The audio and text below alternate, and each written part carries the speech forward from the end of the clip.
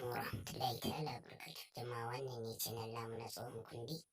Za ku iya ganin ta gashi sai ka zo nan gudun dijan nan da aka rubuta subscribing sai ka danna shi.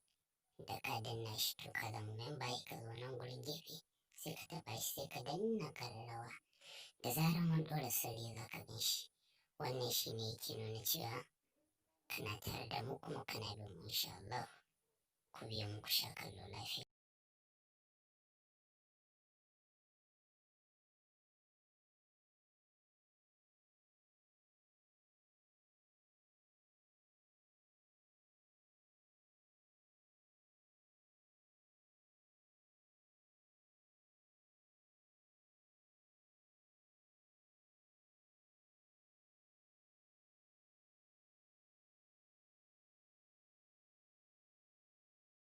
بسم الله الرحمن الرحيم أعوذ بالله من الشيطان الرجيم بسم الله الرحمن الرحيم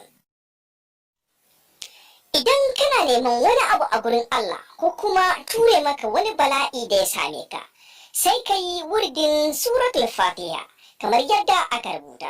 Idan aka aikata hakan ba tare da kuskure ba, za a ga abin mamaki. Ko da cewa aka yi za a kashe ka, in dai kai wannan wurdin Allah zai tsare ka bi iznillahi ta'ala. Kuma ana so ma aikin ne a ranar Litinin sannan a ƙare ranar Lahadi. Ga yadda wurdin yake kamar haka. Ranar Litinin za a fara da karanta Alhamdulillahi Rabbil Alamin kafa 1000. Allahumma salli ala sayyidina Muhammadin wa sallim kafa 1000. Sannan sai ayatul kursiyu kafa 1.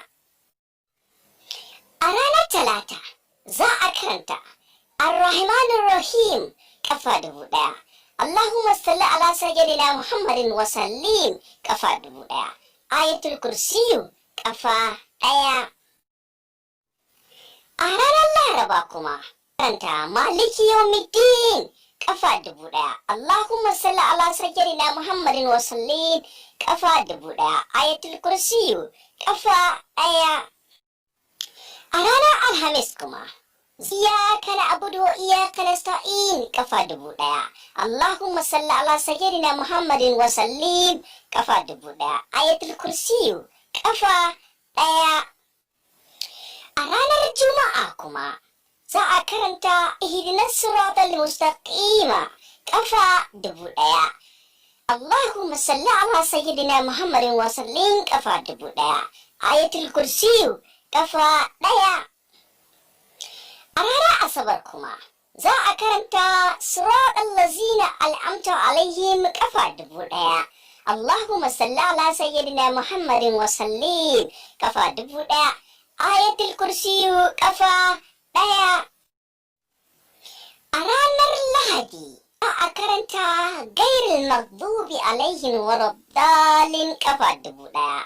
Allahumma salli ala sayyidina Muhammadin wa sallim kafa 1000. Ayatul kursiyu kafa 1. Idan aka aikata hakan, Allah kanin bukatu ya kuma kiyaye ga dukkan abinki. Allah ya sa mu dace. Da fatan za ka yada da yan uwa su amfana. Mun gode. Ku danna subscribe ko kuma ku danna ƙararrawar sanarwa domin samun labarai